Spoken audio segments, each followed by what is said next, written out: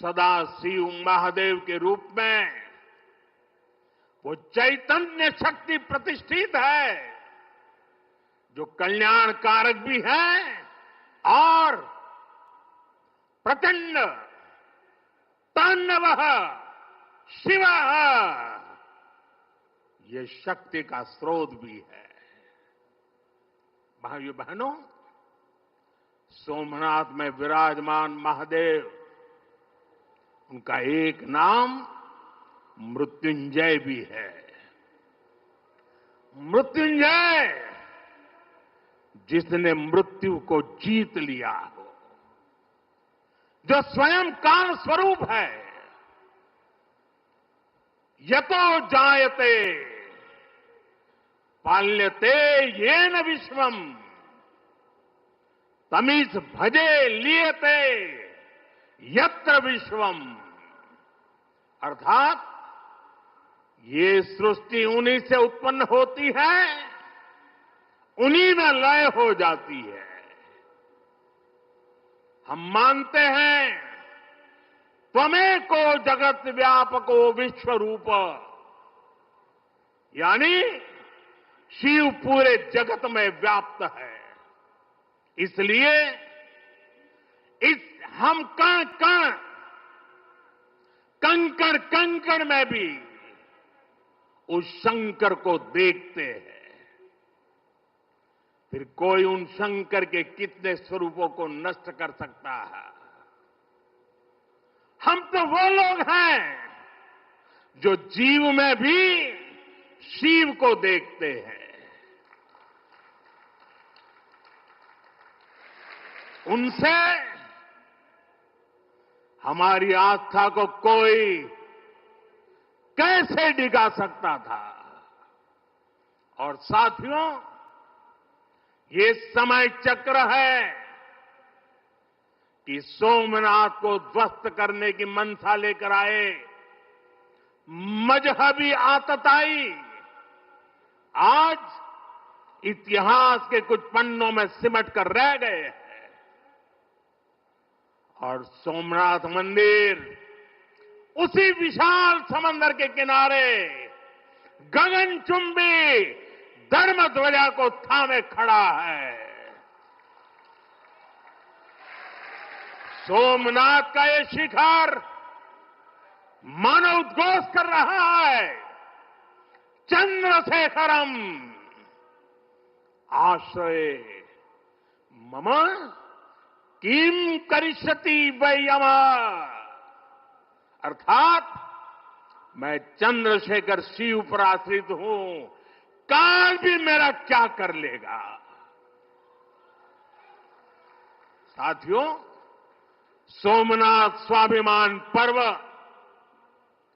इतिहास के गौरव का पर्व तो है ही, ये कालातीत यात्रा को भविष्य के लिए जीवंत बनाने का माध्यम भी है। हमें इस अवसर को अपने अस्तित्व और पहचान को सशक्त करने के लिए उपयोग करना है। आप भी देखते हैं, अगर कहीं किसी देश के पास कुछ 100 साल पुरानी विरासत होती है, वो देश उसे अपनी पहचान बनाकर दुनिया के सामने प्रस्तुत करता है। वहीं भारत के पास सोमनाथ जैसे हजारों साल पुराने पुण्य स्थान है। ये स्थान हमारे सामर्थ्य, प्रतिरोध और परंपरा के पर्याय रहे। लेकिन दुर्भाग्य से आजादी के बाद गुलामी की मानसिकता वाले लोगों ने उनसे पल्ला झाड़ने की कोशिश की। उस इतिहास को भुलाने के कुत्सित प्रयास हुए। हम जानते हैं, सोमनाथ की रक्षा के लिए देश ने कैसे कैसे बलिदान दिए थे। रावल कन्नड़े जैसे शासकों के प्रयास वीर हमीर जी गोहिल का पराक्रम, बेगड़ा भील का शौर्य, ऐसे कितने ही नायकों का इतिहास सोमनाथ मंदिर से जुड़ा है। लेकिन दुर्भाग्य से इन्हें कभी उतना महत्व नहीं दिया गया, बल्कि आक्रमण के इतिहास को भी कुछ इतिहासकारों और राजनेताओं द्वारा व्हाइट वॉश करने की कोशिश की गई। मजहबी उन्माद की मानसिकता को केवल साधारण लूट बताकर ढंकने के लिए किताबें लिखी गई। सोमनाथ मंदिर एक बार नहीं, बार बार तोड़ा गया। अगर सोमनाथ पर आक्रमण केवल आर्थिक लूट के लिए हुए होते तो 1000 साल पूर्व पहली बड़ी लूट के बाद रुक गए होते, लेकिन ऐसा नहीं हुआ। सोमनाथ के पवित्र विग्रह को तोड़ा गया, बार बार मंदिर का स्वरूप बदलने की कोशिश हुई और हमें पढ़ाया गया कि सोमनाथ को लूट के लिए तोड़ा गया था। नफरत, अत्याचार और आतंक का असली क्रूर इतिहास हमसे छिपाया गया। साथियों, हमने धर्म के प्रति ईमानदार कोई भी व्यक्ति ऐसी कट्टरपंथी सोच का समर्थन नहीं करेगा, लेकिन तुष्टीकरण के ठेकेदारों ने हमेशा इस कट्टरपंथी सोच के आगे घुटने टेके। जब भारत गुलामी की बेड़ियों से मुक्त हुआ, जब सरदार वल्लभ भाई पटेल ने सोमनाथ के पुनर्निर्माण की शपथ ली, तो उन्हें भी रोकने की कोशिश की गई। 1951 में तत्कालीन राष्ट्रपति डॉक्टर राजेंद्र प्रसाद के यहां आने पर भी आपत्ति जताई गई। उस समय सौराष्ट्र के सर्वाधिक मशहूर हमारे जाम साहब महाराजा दिग्विजय सिंह जी आगे आए थे। भूमि अधिग्रहण से लेकर सुरक्षा व्यवस्था तक उन्होंने राष्ट्रीय गौरव को सबसे ऊपर रखा था। उस दौर में सोमनाथ मंदिर के लिए जाम साहब ने 1 लाख रुपए का दान दिया और उन्होंने ट्रस्ट के प्रथम अध्यक्ष के रूप में बड़ी जिम्मेदारी निभाई। भाइयों बहनों, दुर्भाग्य से आज भी हमारे देश में वो ताकतें मौजूद है, पूरी तरह सक्रिय हैं, जिन्होंने सोमनाथ पुनर्निर्माण का विरोध किया। आज तलवारों की जगह दूसरे कुत्सित तरीकों से भारत के खिलाफ षड्यंत्र हो रहे हैं और इसलिए हमें ज्यादा सावधान रहना है।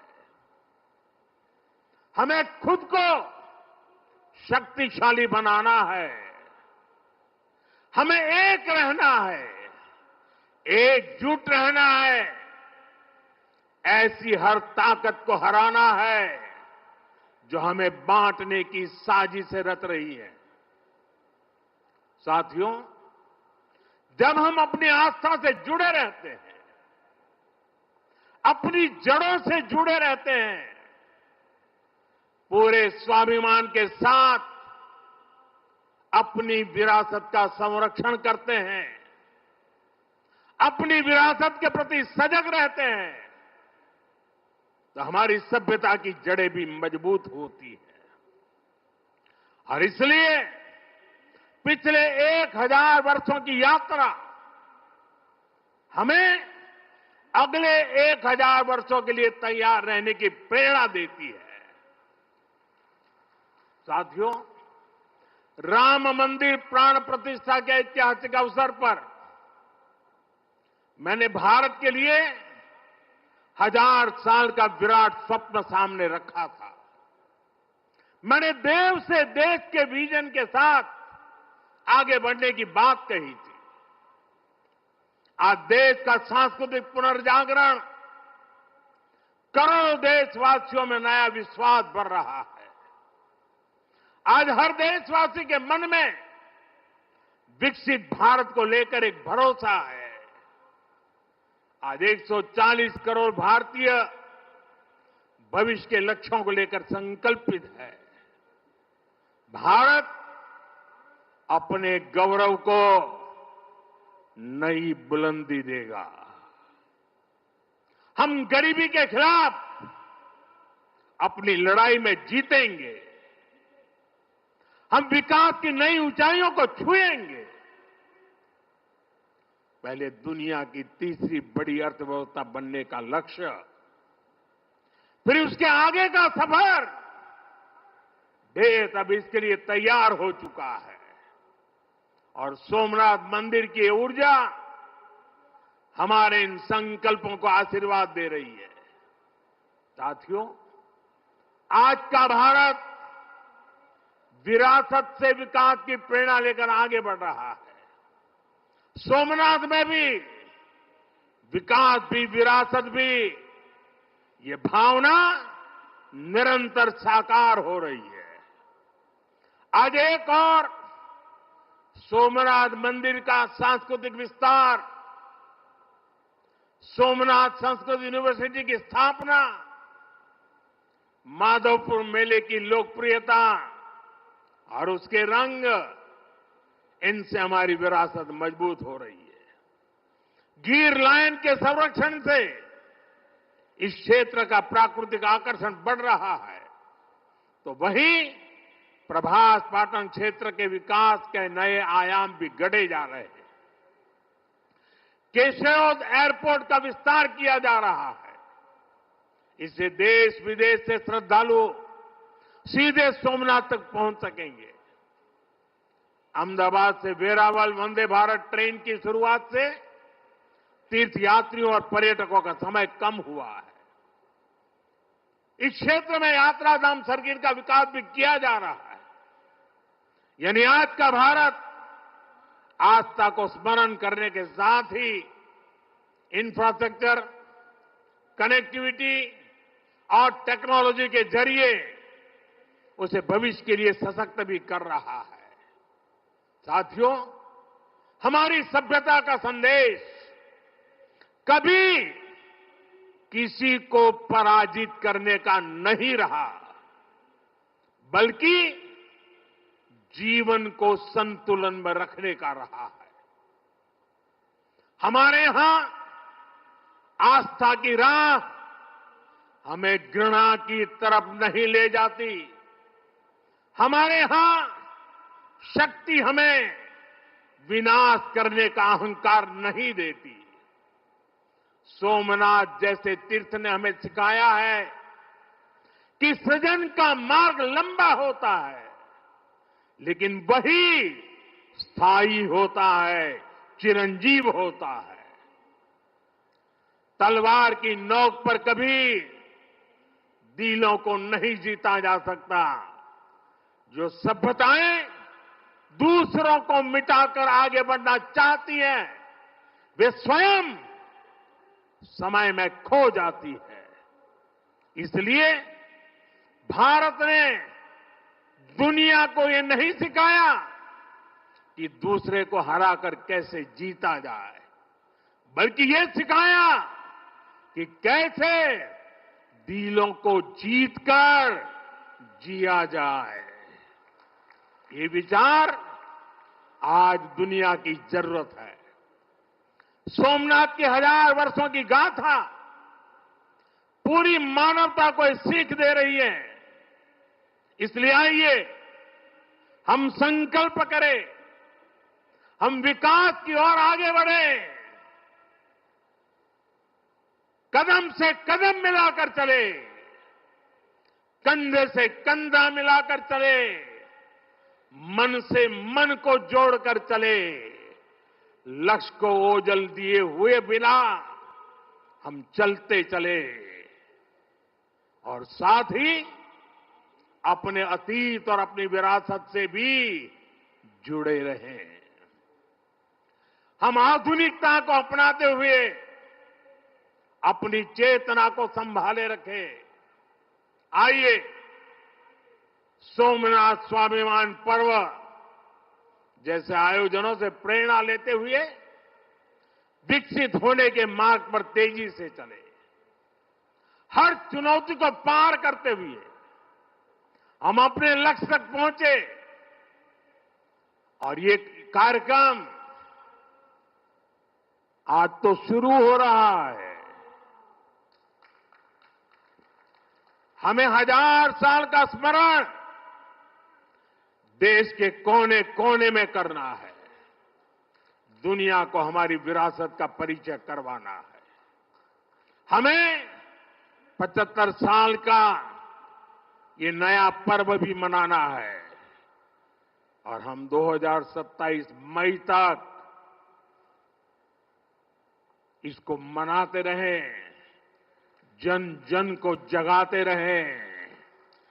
जगा हुआ देश सपनों को साकार करने के लिए चलता रहे।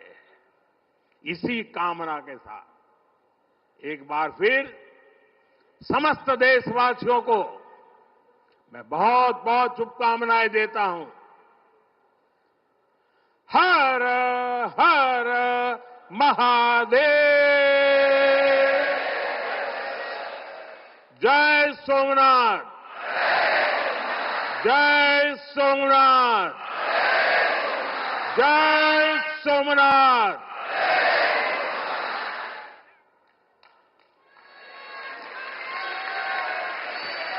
बहुत बहुत धन्यवाद माननीय प्रधानमंत्री जी, आपके इस गौरवशाली अभूतपूर्व भाषण के लिए, आपके ऊर्जावान संबोधन के लिए। आपके प्राणवान नेतृत्व में भारतवर्ष का ज्ञान, विज्ञान, सभ्यता, संस्कार